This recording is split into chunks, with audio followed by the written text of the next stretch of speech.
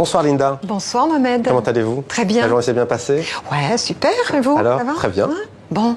Alors ce soir, je voudrais vous parler d'un article très instructif que j'ai lu ce week-end dans le journal Le Figaro. Enfin, quand je dis un article, je minimise. Ils ont consacré 3 pages, dont la une, un sujet qui a fait beaucoup de bruit l'an dernier. Je vous en avais parlé.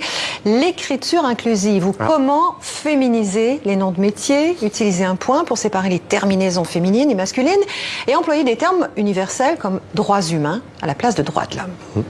Alors, un an plus tard, Le Figaro fait le point et dresse un constat alarmant. Les militants de l'écriture inclusive ne désarment pas, écrit le journal.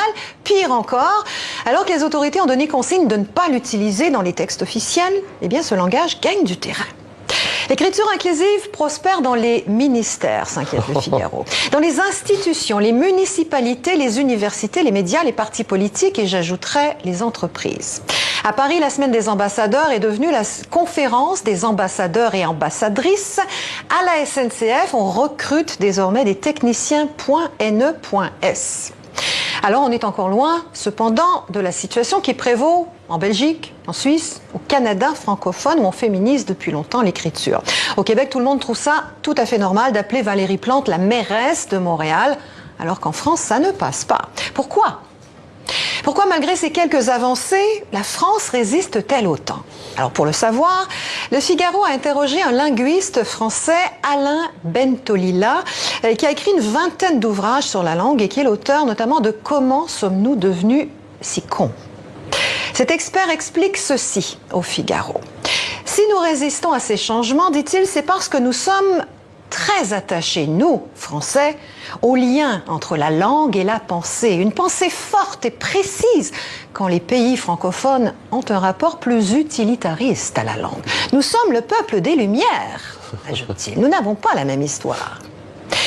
Eh bien, j'aimerais vous dire une chose, monsieur Bentolila. Nous, les Franco-Canadiens, je ne parlerai pas à la place des Suisses ni des Belges, mais nous, les Canadiens de langue française, on est très attachés à notre langue. Peut-être même plus que vous, les Français, qui trouvez ça so good de distiller des my life, des have fun, des enjoy dans vos conversations, vos posts et vos publicités.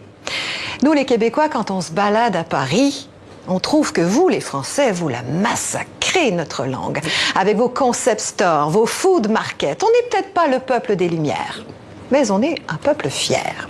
On n'a pas la même histoire, c'est clair. Alors, parler au masculin, pour moi, c'est penser au masculin. Parler inclusif, c'est penser inclusif. Le mouvement s'est enclenché, il ne va pas s'arrêter là, et ce serait un combat dépassé que de tenter d'y résister.